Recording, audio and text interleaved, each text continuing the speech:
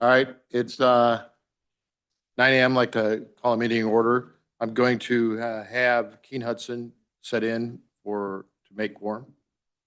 Becky, can you do roll? I sure will. Jack Scrogstead, Here. Allie Huss, Dean Friel, Here. Katie White, Ron Gascoigne, Here. Chris Norberg, and Keen Hudson for quorum. Present. All right, thanks everyone. Please mute your phones. That includes me. Apparently I've done it 1 or 2 times, but that's okay. We all make mistakes. All right, so any public attendees? I don't see any public attendees at this moment, although Greg Gates of Reagan Mass Transit did supply us with some information. You're welcome to look at that. Let's see here. Let's go into the approval of the minutes. So if there's no changes or corrections to the minutes of the February 9th meeting, the standard is presented. Any comments on that? Any? Going once, twice? Okay, they're standard as presented. All right. Let's move on to department reports. Dave Anderson, would you like to walk your committee through the report and then the bid award items on the agenda? So it's that time of year when not a lot changes from month to month here. So in terms of what we're doing in the office, what we're doing on the maintenance side of things, pretty much status quo as it was last month, pushing projects out the door on the office and engineering side, and whatever sort of maintenance activities we can work in around our weather conditions, we're doing that on the maintenance side of things. You do have a list of bids to award that we opened up on Friday. There is one project that is not on that list. We'll take that up next month. I've been assured by the second low bidder that there's going to be a protest on the bid, and we'll take the month to get that sorted out. So I'll be working through Charlie's office on some of that just to make sure everything, we're taking all the appropriate steps. But it's not an unsolvable problem. We'll get through it within a month. And just a quick mention again, we'll be doing the electronics opening April 1.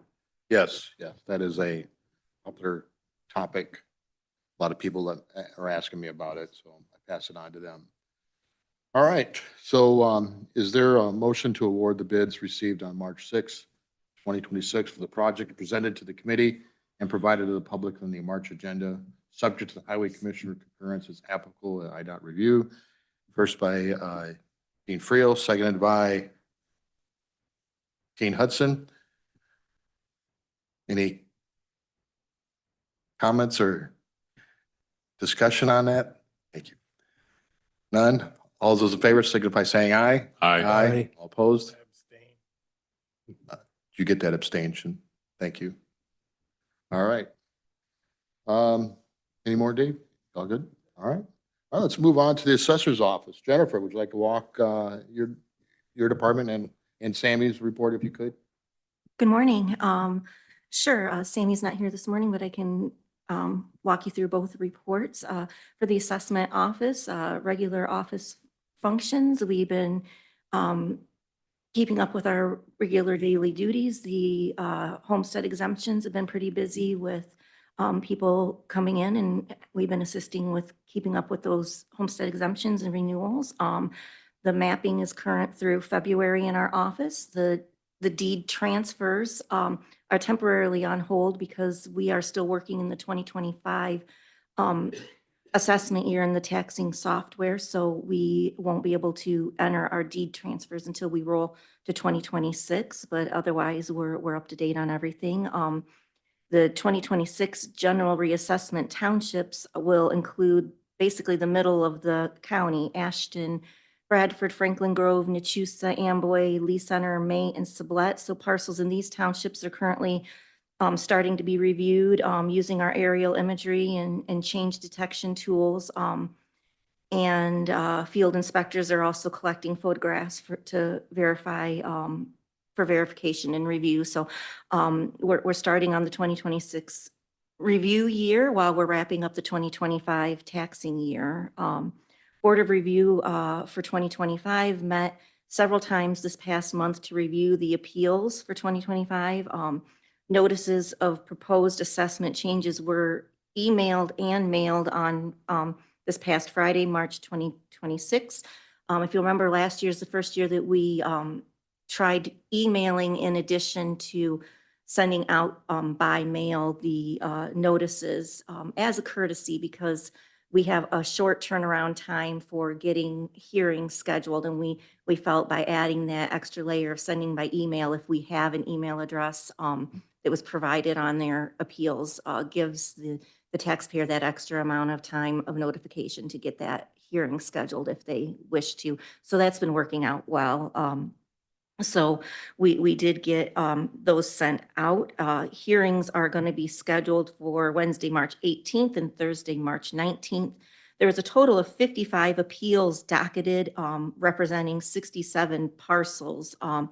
There were a total of 5 appeals this year that were requesting over $100,000 in assessed value reduction, which triggers notification to all of the taxing bodies. If they're requesting over $100,000 in assessed value reduction, then the taxing bodies we're required to notify the taxing bodies, because the taxing bodies have the right to intervene. So that seemed to be a little bit of an uptick this year, that there were 5 appeals that they have been that those taxing bodies have been notified, and they have filed intervention letters. The school districts have filed letters of intervention for those parcels. So they are involved to some extent in those. For the GIS department, Sammy has been operating the department solo this month. Once the Board of Review process concludes, a priority will be working with Sammy to determine the best path forward for filling that vacancy. Sammy and I also met this month with Eagle View account managers, and we're shown an upgraded application that will be provided under our current contract at no additional cost. Eagle View provides the pictometry, the change finder on our aerial maps, and they've got a pretty cool upgrade, and that will be provided to us under our current contract. So we're looking forward to those upgrades that, like I said, will be added at no extra cost. Sammy did provide his report with his monthly operations. In addition, he also met with the 911 center administrators to discuss GIS data migration and software upgrades. He says a complete GIS data set was provided to Motorola for the initial evaluation and recommendations ahead of that project kicked off. So they've got kind of a big project ahead on the 911 side also. So he's got his hands full over there. So kudos to Sammy for keeping all the balls in the air during this transition time while he's running the department solo. So if you have any questions, I'd be happy to answer anything. Okay. I'm just curious, like we lost Logan, and like you said, Sammy's doing it all. Do we reach out to the best to see if they've got anybody to kind of kick in, or is that what we did before? We haven't done that before, but that might be an option to see. I mean, there's always people that are looking to, that's how we got Jonathan too, and then he ended up staying too, so. Right. It definitely is worth looking into to see if they have anyone with GIS background. Sure. Anyway, I just threw that out there. So Yep, anyways. absolutely. Yep. Good idea. All right, anybody else? All right, let's move on to county board. Jeremy, you got anything for the committee today? Yeah, just a quick update. We recently submitted for multiple grants. One is through the U.S. Department of Transportation. It's the build grant we submitted for our new highway facility. We also submitted to the community project funding through Congressman LaHood's office. That's congressionally directed spending. Essentially, also for the same project, this will be our 3rd submittal to Congressman LaHood's office. feeling pretty good, being a priority project with that office, at least from the information I received back from folks in DC. Also, Senator Duckworth had just opened her portal for congressionally directed spending. I'm going to build out a separate project for that. It'll be a pretty quick turnaround, but recently we had upgraded our transformer. Actually, it was just this weekend across the street at the Lee County Court Services Building. During that time, on Saturday with the power down, our generator was that we have over there was able to kick on, work through some of that. The maintenance guys were able to keep that operating through some hiccups, but we were able to identify exactly what was powered over there, which was very minimal. There's essentially a couple servers as well as a few fridges in the health department, and other than that, the emergency lights. So in case of an actual emergency, where there's a catastrophe or we are without power in our community, we would not be able to continue to operate at an effective level. So with that, my thought is to apply for a full capacity generator project over there that could keep that building operating, keep health services going, and actually have our EOC center, which is over there in operation. So be very interesting to see how that goes, but it was some insight that we didn't really have before because we hadn't had the power, completely shut off for a long period of time over there, and been able to process what that generator does power up and not. So that's where I'm looking at to move forward with that project. Alongside of that, we did have bring on Seth Jansen as our new EMA director. He'll be here at our 10:30 public safety meeting. His first day was yesterday. So been able to bring him throughout a couple of the facilities here and get him situated. He previously is retired from the same position in Whiteside County. Had been off for a little while and decided he wanted to get back into the game. So, which is very good for us, has a lot of experience, and we're excited about that. Any questions? I'm sure Kevin Lally would be glad to meet him. Yeah, well, Kevin knows him. They've worked in the same room. They work the same? Yeah, all right. so Kevin knows him. I think it's going to be a great partnership there, and I think some of the, talking to Seth yesterday, the sheriff was able to give him a little bit of a tour of some of our resources and some of those things, and Seth was a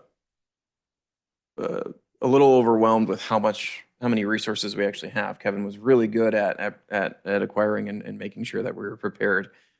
So we're in a much better state than maybe some other counties were or are, and that's positive to hear. Totally agree. You don't know until you're walking in their shoes. So. That's right. All right, any other questions for Jeremy? All right, thanks, Jeremy. Let's move over to the county clerk. Nancy, would you like to walk us through your stuff? Sure. Good morning. Basically, a week from today is election. Does fall on St. Patrick's Day. Early voting goes until Monday at 4:15. We are open this Saturday for early voting also. So we have approximately a whopping 313 early voters. So yeah, hopefully next election, we're going to take a look at that. We've been open for 6 weeks. So it's a lot of added cost and everything to be open for 6 weeks for early voting. Vote by mail ballots, we're at about 50%, which is alarming because we have 7 days for the other 500 to show up. So vote by mail ballots are a tricky situation. A lot of people call and say, hey, there's only 2 people on there. I'm not going to vote my vote by mail ballot. And we spent multiple hours and money sending that to them. So it looks like we're on that trend again for this election. So that's also something going forward that we're going to look at closely for those people that never return their vote by mail ballots. So, and just economic interests, like I said, that's not due till May 1st, but we've got probably over 60% of those back. So thank you all for getting those in early. And that's my report. Any questions? Yeah, I'm just going to comment about the 395 out of 1,000. Just kind of rolling back a little bit. I'm assuming that this mail-out ballot was something that we needed to do, or these were requested by people, or is that the state? Correct. That's a new state mandate. It used to be several years back that you had to have a particular reason to get a vote by mail ballot. And now they've just opened it up to everybody. It's just sad. Mhm. Mhm. Need that SAVE Act to go through. Okay, so any questions for Nancy? No questions for that. Paul Gorski is not here. He did get his report in. It is loaded into the onboard. You'll have to refresh it to look at it, so we'll go on to that. Same thing with ROE. He has provided a report. You're welcome to look at that as well. But we have Jim Gordon in the house today. So Jim, would you like to walk us through your report and some of the big things that are happening in your place? You have my monthly report on what we did as far as activity in February. Still actively pursuing to open the veteran service officer position. It has been posted on the county website. We're getting some really good resumes in. Susan and I are trying to get together and do some interviews. Glad to report that all of the resumes that we do have are veterans seeking the position, which is a good thing. The other thing, as far as BSO is going, looking to find office space. Looked at some offices downstairs in the basement of the courts building. Unfortunately, they are not public access. So excellent sites, but it's going to be very difficult to get our veterans that are handicapped or, and it's at the far end of the building from the south parking lot. So, Jim? Yep. Yeah, and after this, I could show you what I'm thinking. But, I've previously had some discussions with some board members regarding this. There is some space in this building next to the treasurer's office that we're looking at that could be easily accessible for veterans. It can house, both of you. And I think it would be a great space with a little bit of remodeling. So let's have that conversation. yep, that would be ideal to have both of us in the same office. That way I can, for the time being, be kind of the office manager or whatever you want to call it, and set up the appointments so the VSO can concentrate on doing claims and other things. Yeah. So after this meeting, I'll take you downstairs and we'll talk about it. Sounds good. Perfect. All right, any questions for Jim? Jim, thanks for what you're doing. All right, so then let's move on to zoning and planning. Alice, would you like to walk us through your report and some of the action items you have today? Sure. Good morning. Actions going to the zoning hearing officer this month. I presented this to you last month. It was supposed to go on February 25th. However, this petition parcel is located in Palmyra Township. The statute allows them to weigh in. They did not conclude their meeting last month, so we were not able to proceed on the 25th. We will be proceeding on the 25th of this month at 5 p.m. The petition number 25P1658 is by Dixon Apartment LLC.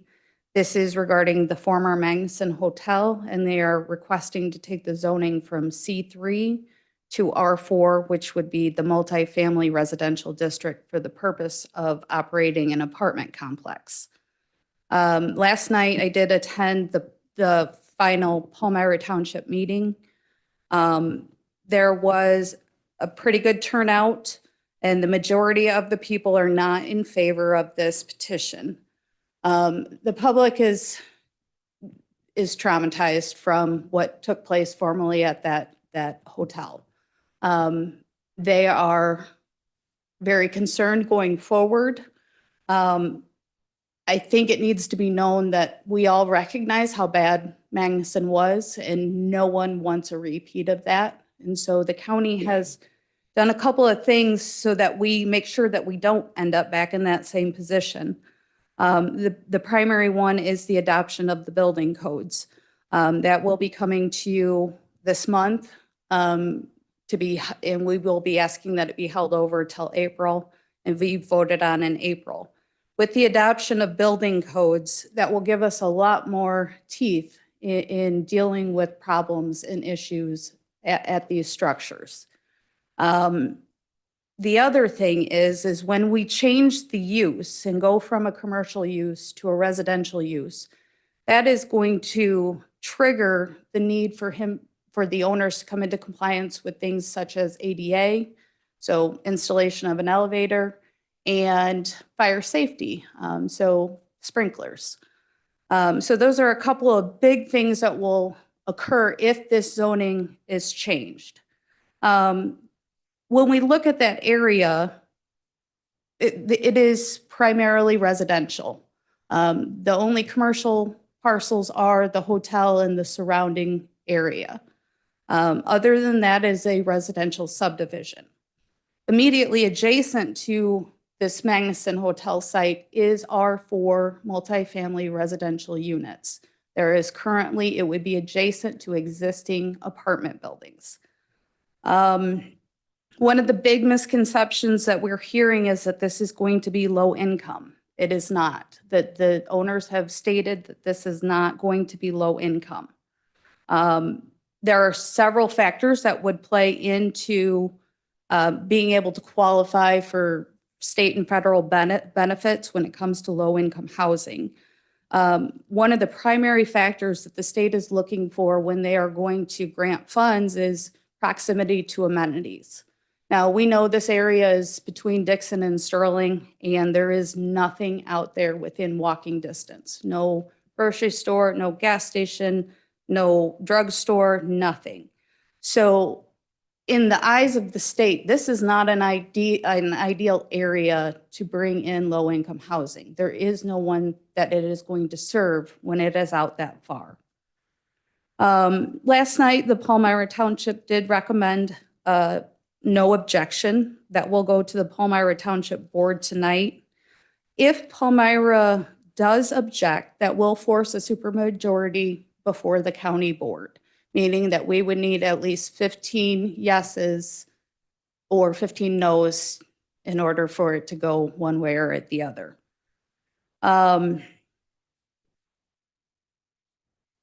Overall, we understand where the public is coming from in their reservation with this area, but I truly believe that going to an R4 is going to greatly restrict what uses are allowed on that property. This document here is a list of what is allowed in the R4 versus what is allowed in this commercial 3 district, which is our most broad commercial district. We have pages of uses of things that could go out in that neighborhood, including up to an industrial manufacturing plant who is allowed in the commercial district. So that could open up today.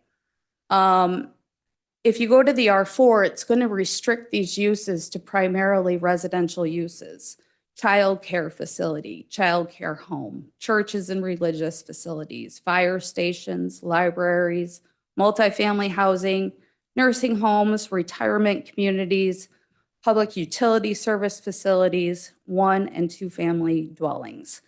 So it is my belief that going to the more restrictive use of R4 will bring more protections to this area. Again, the public hearing on this will be on March 25th. We do encourage you to encourage our residents to come out and be a part of this meeting so that they can be heard. We also ask that you come and attend as well. So actions going to the planning. Did anyone have any questions specific to that? I was just going to comment reference on that and just kind of, and you highlighted that.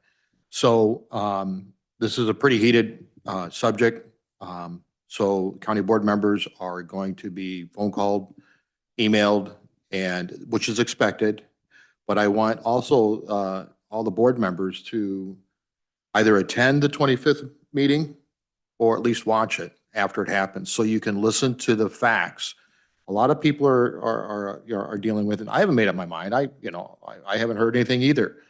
But there's a lot of emotion that goes into the people that live around there. They were used to an area. I know in law enforcement, we dealt with a lot of bad stuff out there, and it was the ownership that we struggled to deal with. So I think knowing that, and I appreciate Alice, you going to this meeting and providing as much information as you can, but sometimes, you know, you can tell people, but they're just not picking up what you're laying down.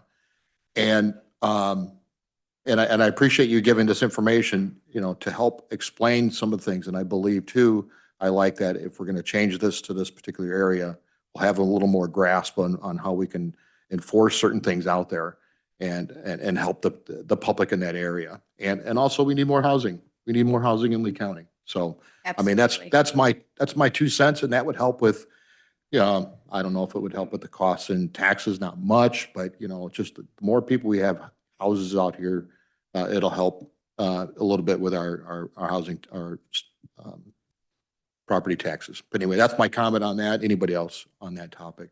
Let her go. Okay, you can continue on. I'm sorry. Actions going to the Planning Commission on April 6th. We'll have 3 petitions. These will be to address the changes to the state siting standards for wind and solar, as well as the adoption of energy storage standards pursuant to Illinois Public Act 1040458. We'll hold a public hearing on April 6th on each of those petitions. It will go before you guys later that month to be voted on and held over for a month. Actions coming from the zoning hearing officer. We have 1 petition, petition number 25P1659 by Todd Frankie. Mr. Frankie has been operating his snow plow and paving business at his residence on Mound Hill Road.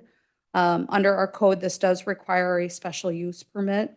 Following a public hearing on the petition, during which no members of the public were present, the zoning hearing officer made a recommendation to the county to approve this petition.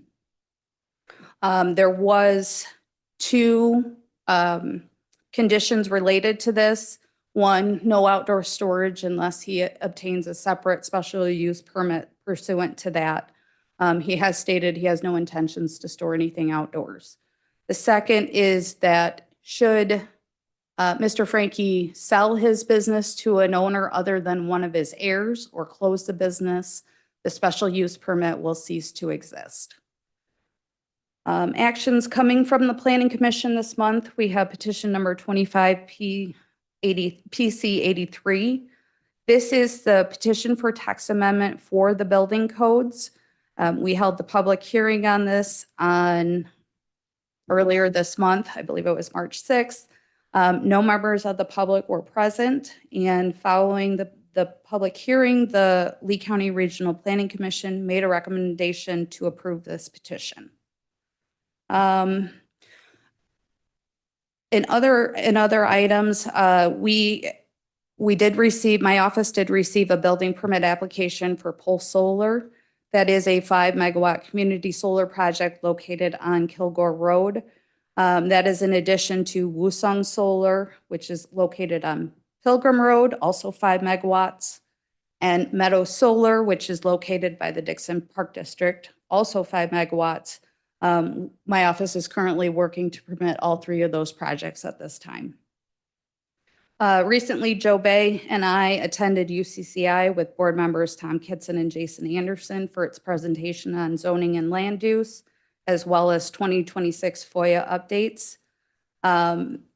Later this month, we will be attending CBM's presentation on data centers. I handed out a flyer this month at County Board on March 19th. We will be recognizing the Zoning Board of Appeals and doing a plaque presentation. We will be having refreshments from 5:30 to 6, so we do ask that you please join us for that. The last item I had, which did not make this agenda, is a board action review item specific to decommissioning financial surety for the Meadow Solar project. Under the ordinance under which they are, their special use was approved, it requires that they post decommissioning via an escrow account or the county board in its sole discretion can approve to accept alternative security in the form of a security bond. Meadow Solar is requesting to go with the security bond instead of the escrow agreement. Because it's not on the agenda today, it will go on the executive agenda on Thursday for action. Any questions? Any questions? All right, thank you, Alice, for everything. So let's go to these action items. So in regards to, is there a motion to move petition number 25P1659 with the corresponding resolution to the executive committee for inclusion on the Marge County Board agenda? Moved by Dean Friel, seconded by Ron Gascoigne. Any discussions on that? No discussions. All those in favor, signify by saying aye. Aye. All opposed, same, motion carried. All right, let's move on to the planning commission. Is there a motion to move petition number 25PC83 with the corresponding resolution to the executive committee for inclusion on the county board agenda? Moved by Dean Friel, seconded by Keene Hudson. Any discussions on that? No discussions. All those in favor signify by saying aye. Aye. All opposed, same.